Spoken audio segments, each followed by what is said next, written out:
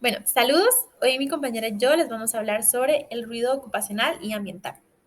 Primero que todo, es importante definir qué es esto. Se dice que el sonido es una parte intrínseca de nuestro entorno y este desempeña un papel fundamental en nuestra vida.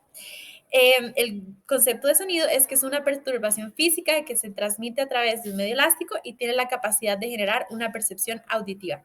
Ahora bien, no todos los sonidos son iguales. Por ejemplo, se tiene el ruido, que son sonidos no deseados y que pueden tener impactos negativos en nuestra salud, calidad de vida y desempeño cognitivo.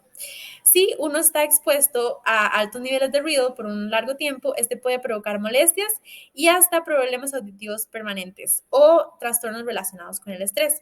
Es por eso que es importante desarrollar métodos y técnicas que evalúen y midan el ruido, así como normativas y legislaciones que busquen regular y controlar los diferentes niveles de ruido en diferentes contextos. Ok, debido a que el sonido genera cambios en la presión del aire al hacer vibrar las partículas, se han utilizado unidades de presión para medirlo, como es el pascal. Sin embargo, la percepción del oído humano va desde 20 micropascales a 100 pascales, lo que hace difícil el uso de escalas lineales. Por lo tanto, en su lugar se utiliza una escala logarítmica, en donde la unidad de medida es el decibelio, y lo que se mide es el nivel de presión sonora, como podemos ver acá. Ahora bien, con esto se obtiene este rango de intensidad de sonidos en decibelios, donde los sonidos de audibles para nosotros van de 0 a 120, y a partir de 80 es que se empiezan a notar molestias, y después de 120 es donde se pueden ocasionar daños auditivos de manera inmediata y permanente. Ahora, algo importante por mencionar es el nivel sonoro con ponderación A. Este nivel sonoro es una medida que se estandariza y que tiene en cuenta la sensibilidad del oído humano en diferentes frecuencias. Este es muy utilizado para los cálculos que vamos a ver a continuación. Entonces, se tienen los índices de valoración de ruido. Estos son magnitudes físicas que lo que permiten es describir la contaminación acústica, está relacionándolo con diferentes periodos de tiempo. Entonces, a continuación vamos a ver los diferentes niveles, los cuales son utilizados para medir el ruido en función de los niveles de presión sonora. Y estos están, bueno, ya lo voy a decir. Entonces, el nivel continuo equivalente lo que hace es representar la cantidad de energía de ruido contenida en un intervalo de tiempo específico. Este valor se calcula a partir de la siguiente ecuación y es importante mencionar lo que dije antes. Esto utiliza el filtro de ponderación frecuencial A, que es lo que acaba de mencionar. Ahora bien, se tiene el nivel diario equivalente, que lo que hace es medir el nivel de exposición sonora normalizado a 8 horas. Esto como referencia para estimar las pérdidas auditivas que tienen los trabajadores en función de la duración real de la jornada laboral. Y bueno, también se tiene el nivel semanal equivalente, que representa a los decibeles que han sido expuestos estas personas a lo largo de los diferentes días durante toda una semana laboral. Y se calcula de la siguiente manera. Finalmente, se tienen los niveles percentiles que son utilizados durante las mediciones. Entonces, nos dicen cuándo los ruidos se exceden a qué tiempo de medición. Entonces, por ejemplo, L10 lo que pasa es que se ha superado el nivel de ruido cuando se tiene un 10% del tiempo. O, por ejemplo, L90 se dice que se está superando el nivel de ruido cuando se tiene un 90% del tiempo de medición. Bueno, la importancia de estos índices es que se logra medir el nivel de presión sonora y posteriormente se va a realizar correcciones y ponderaciones más cálculos matemáticos que nos van a dar el valor real de exposición de ruido. Con ello podemos establecer si estos se encuentran dentro de los límites de exposición segura o si es necesario hacer una evaluación del impacto que están causando en la salud y bienestar de las personas. Y de ser necesario tomar medidas adecuadas para controlar y reducir el ruido en los entornos que se esté dando ese sonido. Ahora bien, aquí podemos observar equipos de medición utilizados muy comúnmente en la industria. Entonces, primero tenemos el sonómetro, el cual lo que hace este equipo es registrar y analizar la intensidad del sonido en decibelios. Y estos pueden proporcionar datos precisos sobre los niveles de ruido ambiental o en el lugar de trabajo. También tenemos los dosímetros, los cuales son equipos portátiles y se utilizan para medir la exposición pero de un individuo. Entonces, este equipo se acerca al individuo, se mide el acumulado de sonido en cerca de este mismo y se hace a lo largo de un periodo de tiempo y nos permite obtener ya después la información necesaria. Y finalmente se tiene el calibrador acústico, que su principal función es generar un nivel de sonido conocido y constante, el cual se utiliza como referencia para calibrar y asegurar la exactitud de estos equipos de medición de sonido. Ahora bien, con respecto a normativa que sea vigente en el país, se tienen primero las normas internacionales, donde se puede mencionar la norma ISO 1996, la cual está dividida en tres partes distintas. La primera, lo que nos proporciona es una guía para medir, evaluar y caracterizar el ruido en diferentes entornos, como lo son las áreas residenciales, industriales y urbanas. Luego se tiene la segunda parte, que lo que nos permite es una guía para determinar las incertidumbres de los niveles de presión sonora medidos, estos en ponderación frecuencial A.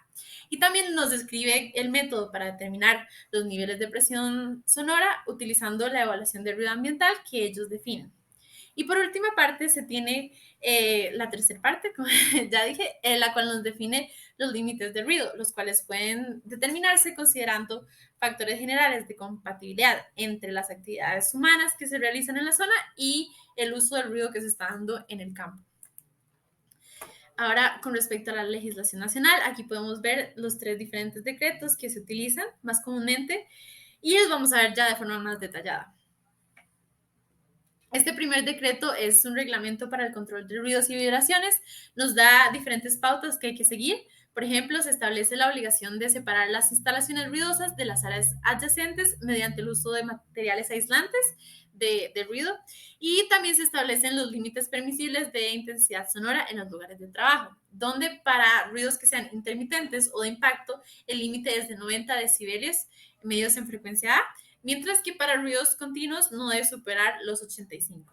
Y además se especifica que en los lugares de trabajo donde la intensidad sonora sea superior a 85 decibelios, no se permitirá una exposición mayor a 8 horas durante el día y en la noche no puede ser más de 6 horas. Con respecto a este decreto, lo que primero se define son las diferentes zonas de control del ruido, las cuales corresponden primero a la zona urbano-residencial, la cual incluye los residenciales, las viviendas comerciales y los servicios a la comunidad como centros educativos. Después se tiene la zona comercial, que estos son los establecimientos comerciales, las estaciones de servicio de vehículos, entre otros. Después se tiene la zona industrial, donde son establecimientos de carga y descarga y como las áreas industriales de fabricación de bienes de consumo. Y después se tiene la zona de tranquilidad, que son lugares como hospitales, clínicas o los tribunales de justicia. Ahora bien, en este decreto también se establecen los límites máximos permitidos de acuerdo a las zonas que se mencionan anteriormente. Entonces, o sea, si se tiene la fuente emisora y se tienen las zonas receptoras y se hace como el choque, y también se ve de horario diurno o nocturno. Entonces aquí están los límites de ruido permisibles. Y se dice que el periodo diurno comprende desde las 6 de la mañana hasta las 8 de la noche, mientras que el nocturno abarca desde las 8 de la noche hasta las 6 de la mañana. Aunque se hizo una modificación en el año 2013 de esta norma que nos dice que si hay actividades culturales, musicales o deportivas, se puede hacer una excepción y esto se puede extender hasta las 10 p.m. En caso de tenerse un periodo diurno. Y finalmente se tiene el decreto para el procedimiento para la medición de ruido, en el cual este decreto lo que nos establece es todo el procedimiento técnico para la medición de ruido. Entonces nos dice quiénes son los responsables de realizar las mediciones, que son todos aquellos que estén acreditados por el ECA. También establece cuáles son los requisitos para los equipos que están midiendo los diferentes ruidos, que estos es que tienen que estar calibrados y tienen que tener su certificado de calibración. Y pues nos da todo el documento que se debe llenar, en dónde se deben hacer las mediciones, establece cuáles son los periodos de medición y además establecen cuáles son los requisitos para presentar los informes de los resultados y finalmente nos establece las sanciones que se dan en caso de que no se esté cumpliendo con las normas de medición de ruido. Ahora bien, en cuanto a la evaluación del ruido ocupacional y ambiental, se puede usar la norma INTE ISO 9612-2016, la cual especifica tres diferentes estrategias de medición de ruido ocupacional. La primera es la medición basada en la tarea, la cual divide los trabajos en tareas representativas con un nivel de presión sonora definible y repetible. Esto mide el nivel de presión sonora por cada tarea realizada en el lugar y nos va a permitir determinar la contribución de cada tarea al ruido ocupacional, así como el ruido en diferentes jornadas laborales, si fuera el caso en que las tareas se realizan en diferentes días.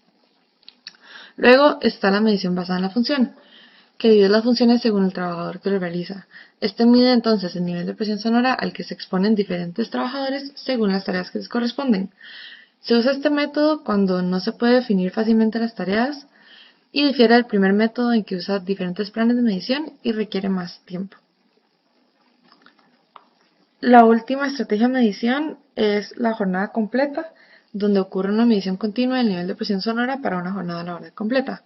Esto verifica que los principales contribuyentes se tomen en cuenta y para realizarlo se recomienda usar instrumentos registradores, ya que estos permiten determinar la contribución de las diferentes tareas y también permiten identificar fluctuaciones en el nivel de presión sonora a lo largo de la jornada laboral. Para elegir el método de medición se usa este cuadro que define el tipo de trabajo, si es fijo o móvil, además de las diferentes pautas y diferentes tareas que puede llevarse a cabo por los trabajadores. Además va a indicar cuál es la estrategia recomendada para cada una de estas pautas. Para el nivel ambiental, como lo mencionó mi compañera, existen diferentes niveles sonoros definidos por la legislación costarricense según la zona emitora y la zona receptora del ruido. Esto se basa en otras normas internacionales como la norma IRAM 4062, la NPC 300, la ISO 10643-1977 y el Manual para la Medición de Ruido de Queensland, Australia. El trauma acústico es el daño auditivo que causa la exposición a ruidos de alta intensidad únicamente por presión sonora, excluyendo traumas que se pueden causar por accidentes, alergias y condiciones. El trauma acústico usualmente afecta frecuencias agudas de 4000 Hz, pero también puede llegar hasta a afectar frecuencias de 3000 a 6000 Hz. En Costa Rica se aplica la norma NTP 136 de valoración de trauma acústico, donde se definen estos tipos de sordera. Primero la de conducción o transmisión, que afecta al oído externo, y la sordera de percepción o neurosensorial, que afecta al oído interno. Esta ocurre por causa de traumas acústicos, como lo es el ruido ocupacional. El trauma acústico sonoro puede ser causado en horas de trabajo o en ambientes extralaborales. Hay diferentes grados de trauma sonoro, lo que se puede medir mediante los siguientes índices. Primero está el índice de Elie, que es el índice de pérdida precoz. Este indica el nivel de sordera que se tiene según una audiometría a nivel general y también incluye una corrección por presbiacusia, que es pérdidas de audición por envejecimiento. Este índice clasifica la audición de un grado de A a E, siendo A un nivel normal excelente y E un nivel de sordera clara. Otro índice es el de SAL, que es el índice de pérdida conversacional. La zona conversacional está entre las frecuencias de 500, 1000 y 2000 Hz. La escala SAL usa una escala de A a G, como se puede ver en este cuadro, donde cuantifica las pérdidas sonoras en decibeles, lo clasifica de normal a profundo empeoramiento o sordera total, con las características pertinentes. También se puede tener un porcentaje de pérdida auditiva global que se mide como la suma total de las pérdidas en 500, 1000, 2000 y 3000 Hz y lo pone como un porcentaje de pérdida total de la audición. Además de los traumas acústicos, el ruido puede causar muchos otros efectos adversos sobre la salud de forma directa e indirecta. Entre estos destacan la pérdida de sueño, que resulta en una disminución de tiempo en fases profundas de sueño, también un mal rendimiento cognitivo, que implica muchos otros peligros no solo para la persona que lo sufre, sino también para las personas en su entorno. Otra afectación es a nivel cardiovascular, provocado por un aumento en la tensión arterial. Esto aumenta la edad de las personas, la edad cardiovascular en 10 años. Además, puede causar problemas gastrointestinales, también problemas a la visión, afectaciones hormonales y problemas respiratorios. Y en cuanto a efectos psicológicos, se puede sufrir en cuestiones de bienestar mental, así como en la capacidad de aprendizaje, no solo en adultos, sino también en niños.